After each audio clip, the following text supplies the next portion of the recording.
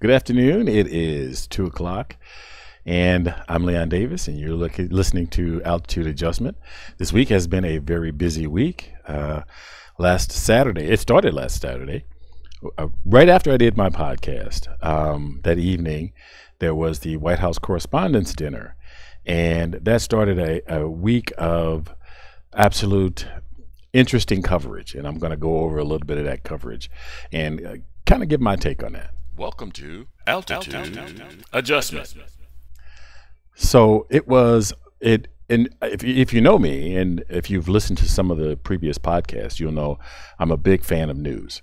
I think it's important, and there are a lot of information. I like local news, understanding what the mayor is doing, and we just had a mayoral election recently, talking to city officials and national news, definitely, considering state politics and national politics in the White House, considering the White House. And so this past Saturday, I watched Michelle Wolf when she was on The Daily Show, and I thought she was kind of chuckle funny. I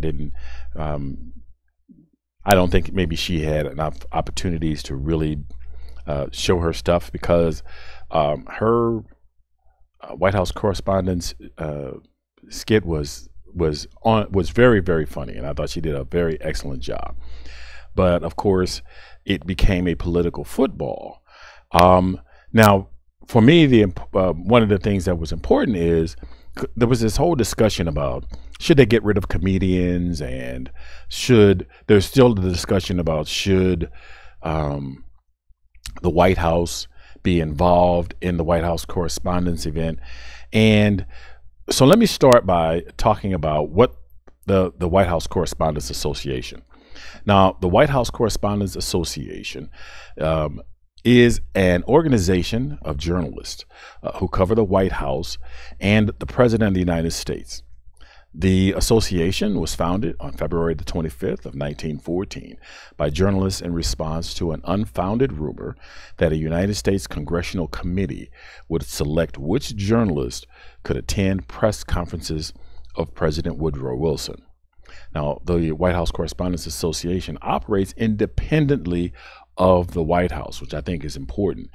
And among the notable issues handled by the White House Correspondents Association are the credentialing process, and access to the president and physical conditions in the White House press briefing rooms. Its most high-profile activity is the annual White House Correspondents' Dinner, which is traditionally attended by the president and covered by the news media. Now, not every member of the White House press corps is a member of the White House Correspondents Association. So with this being a private organization, the whole discussion to me was moot about is it time to stop having comedians, and what is the dinner a bad idea for the president or the president's staff to be there, because the dinner is voluntary. This is not a requirement. There's no requirement that anyone has to be there. So it was interesting that, because you knew it was going to be, there seems to be this theatrics about the current administration. There was the staged, I don't want to say staged. There was the instance of during the football protest when Mike Pence stormed out of a football game.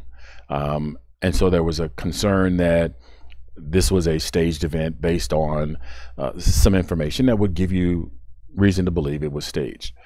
The previous year, the White House avoided the Correspondents' Dinner, and this year they just so happened to decided to send people to the Correspondents' Dinner, and then there was still other theatrics where the White House press secretary did not stand and honor attendees as all the other guests did. Also, there were other personalities that they walked out and made it quite known that they were leaving the event. So there's this theatrics about the whole thing. Now, for a private event, fine, big deal. But for our government to become theatrically involved in it kind of seemed off. I realized that politics is politics, and you take your wins and your losses where you can and where they happen. But this was, for me, a little disappointing. The act of governing is tough enough as it is, but to be seen as petty or coming down to a particular level to just catfight seemed off. Now, one of the things that I have noticed in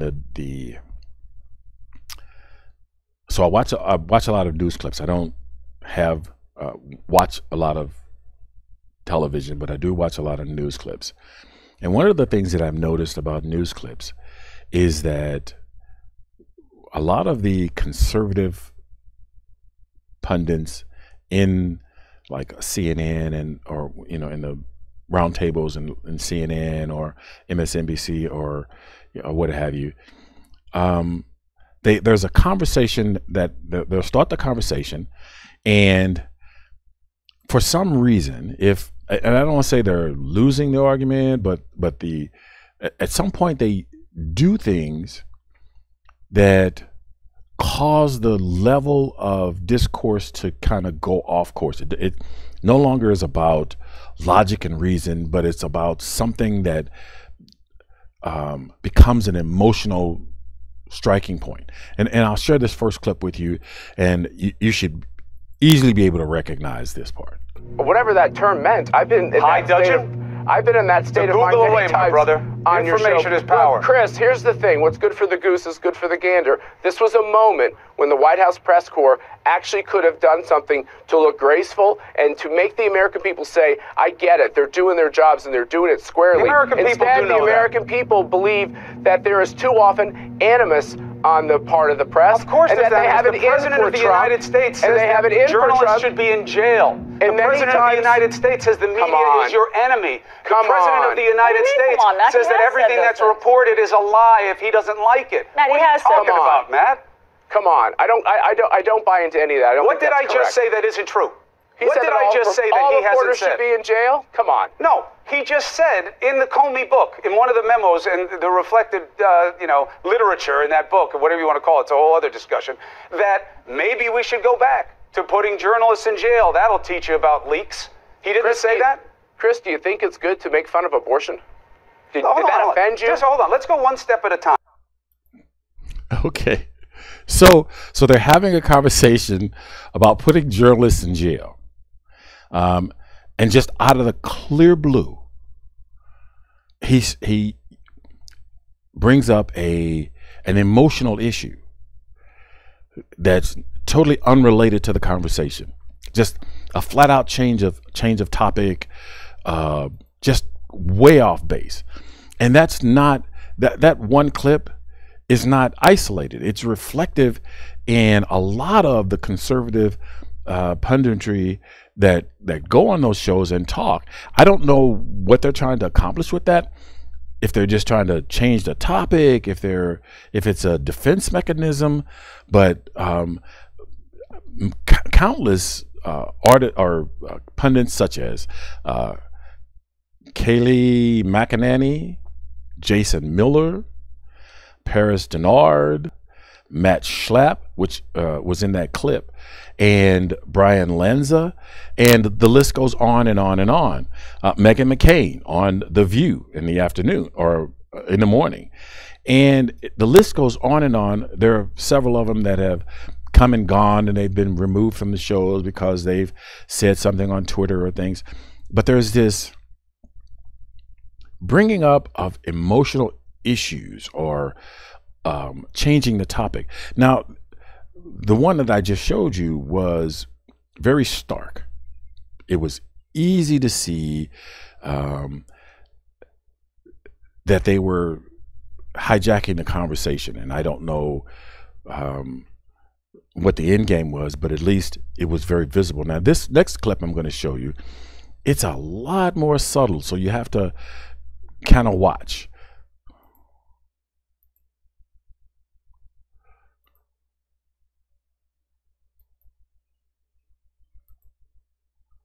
His answer in summary is, I ain't a leaker. I had the decision to say what was classified or not. I was a private citizen, and a leak is an unauthorized disclosure of confidential information, and this checked none of those boxes. Satisfied? No. And you saw that he was squirming around answering those tough questions by your colleague Anderson Cooper. Maybe he wasn't expecting that. I believe Jim Comey expected a hero's welcome from many in the mainstream media. And between Jake Tapper and Anderson Cooper, I think many tough questions came his way. Here's the problem. So she didn't bring up something way off topic. What she did was she brought up emotional issues. If you watched Anderson Cooper interview James Comey, there's no way you could identify his actions or behavior as squirming. He was very straightforward. He was very poised. He answered the questions as best he could, that I imagine. But he was just straightforward. There was no fidgeting around in his seats. There wasn't a lot of shifting. People talk with their hands, and that's just a part of people conversing. And then she goes on and she talks about maybe he was expecting a hero's welcome.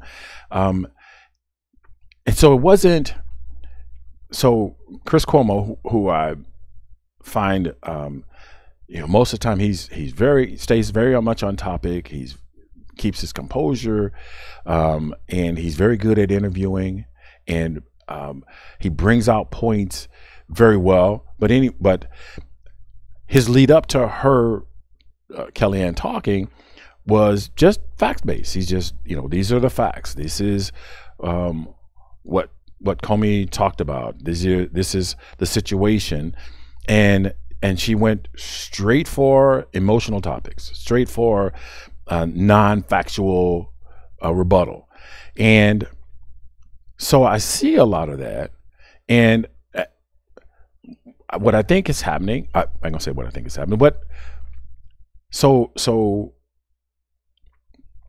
you have people that are trying very desperately to reach a consensus on what are facts, what is transpiring in our country, what is happening, what we see on television or that we hear, and make some sense out of that, to be able to use that information in a very productive way.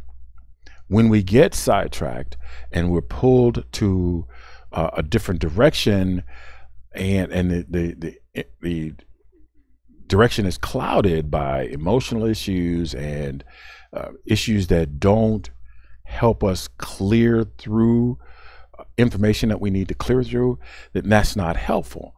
And I don't know if this, because so many of them do it, and I say many of them, and I mean the conservative pundits or the conservative people that go on these talk shows, because so many of them do it, I have to ask the question, is this something that is coordinated?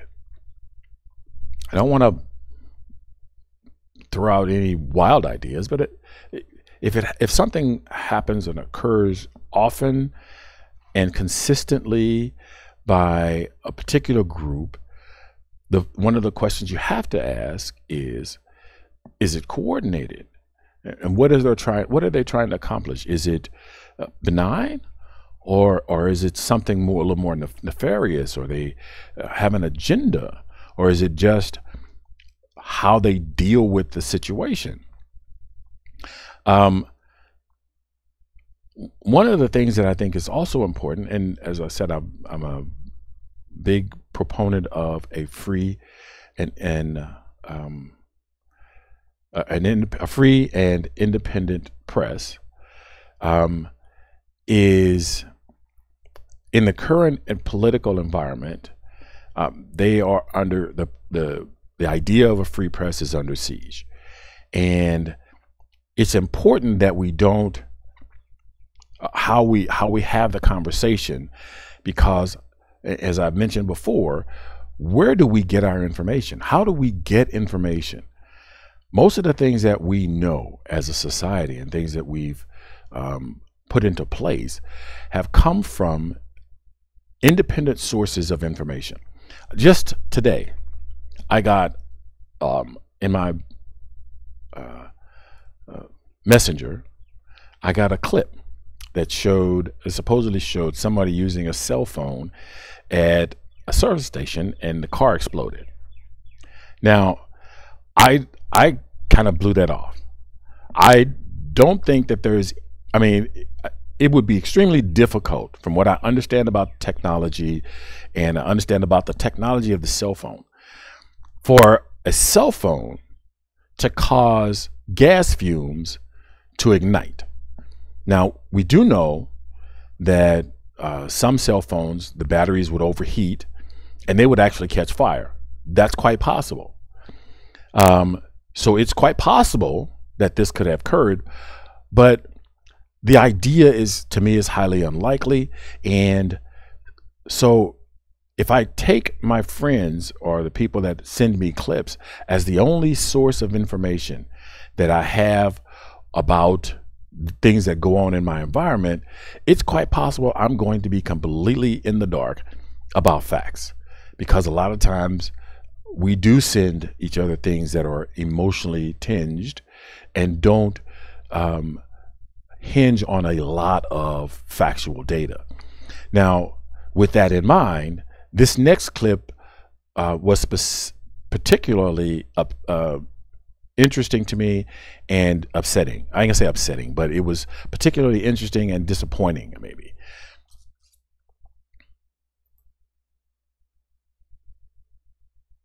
This is a big gift to Trump supporters. 77% of Americans, 77, believe that the national television and newspaper media outlets report fake news. 89% of Republicans believe that. Okay, so 77% of Americans supposedly reported that they believe that the national news presents fake news. So now, fake news. There is, I guess, a couple of descriptions of what fake news is. Fake news, as I define it, is news that is not true. Now, my guess is that newspapers and television news and radio news and other news sources like AP, I think used to be UPI, sometimes make mistakes. Does that make it fake news? Well, of course not. We, as humans, we bring with us all of our frailties and all of our difficulties or challenges in whatever we do. So going out and doing news doesn't mean that we're going to get it absolutely perfect every time.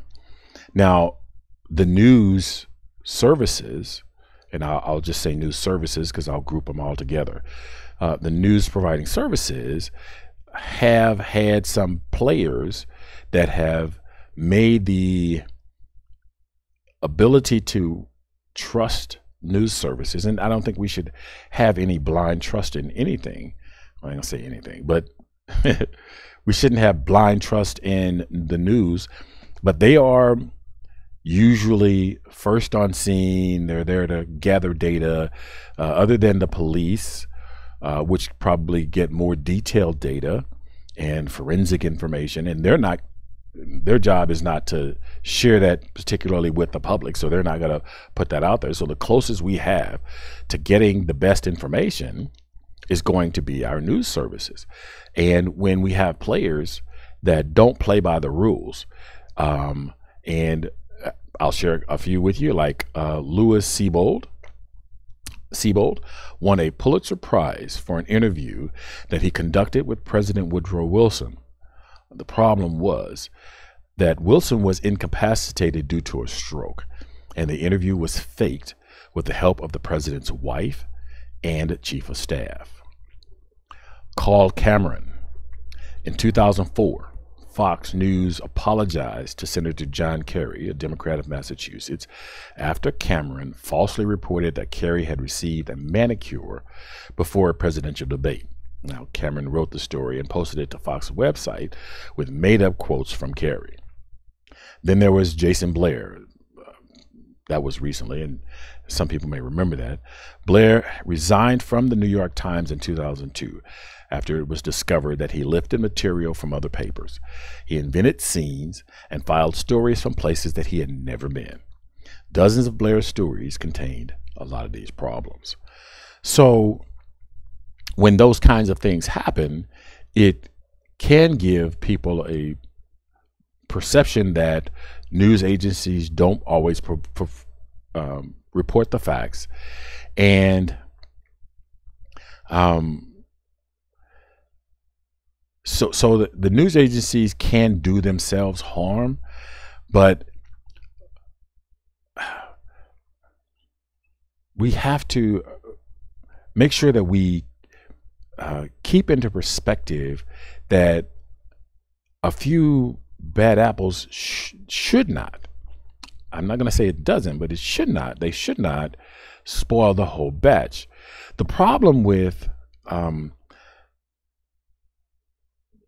the statistics that Megyn Kelly quoted is we don't know exactly what people mean when they say fake news. Other people have a different interpretation of fake news.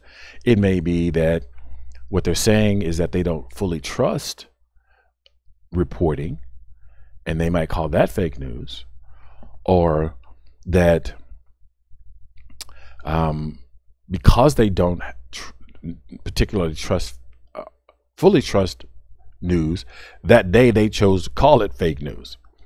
And a lot of times people say, I don't trust the news because I can't believe all of the facts, yet they read the news ceremonially, they accept the data that's in there, and then occasionally they don't agree with it because it doesn't fit what they have learned at that point.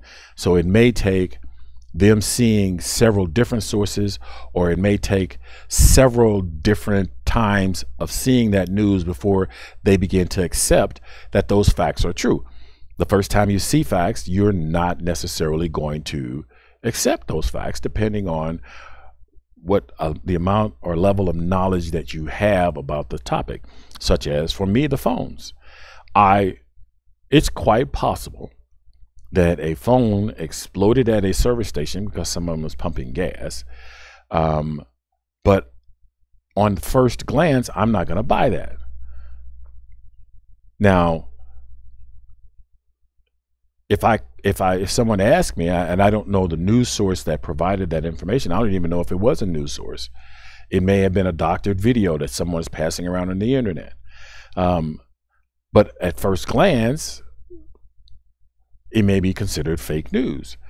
But it may take several agencies, and I'm one of those people that I become skeptical first, but I hold that and say, I'm going to either do a little more research, or I'm going to wait until I hear from a second or third time that this has happened before I may give it some credibility. And one of the things that I do encourage each other that we do to help each other is vet information that you pass on to someone else. Just because it sounds good or it causes you to get excited, heart palpitations, try to make sure that it's good information that you're passing on, because you are as much a part of the news industry as reporters are. Information that you pass on either can be taken as news or may influence someone else's decisions. So I encourage you to make sure that you vet information. If you have an opportunity to, and I know it becomes difficult, you have an opportunity to go out and do research on the information before you send it on, try to do that. I know it's so that's what I encourage. So I'm going to wrap up on the news industry simply by saying, in this time, there is a need to challenge their place in society. It is important. One of the things I put in an advertising for this is about hubris. The news industry, they hold a position of importance in our society, and a lot of times when you hold a position of importance, you can become, what did it say, power corrupts. There's a level of power that the news industry has, and that power can corrupt. If you have people who aren't get a small taste of power or get a large taste of power, and they find that it makes life better, then they may continue to drink from that and may forget that they're serving a better or a higher cause. So that hubris, that thinking of themselves as more important, can sometimes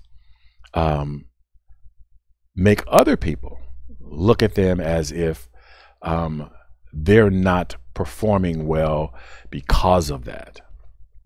So the hubris in, I think a lot of, well, I can say that. Okay, so I'm going to wrap up on the news aspect of it. It just, when you pass things on, try to vet, make sure that when you